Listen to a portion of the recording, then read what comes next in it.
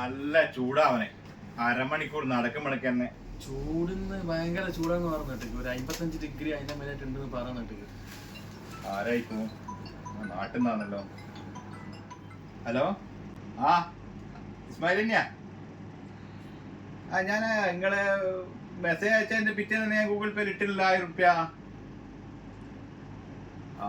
ആ പിരിവിന്റെ പൈസ അല്ലേ?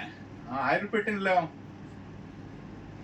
അതിലപ്പുറം ഇപ്പൊ നമ്മളെ കൊണ്ടാവൂലായിരുന്നു. 5000 ഇപ്പോഴത്തെ ഒരു കണ്ടീഷനിൽ നടക്കൂല.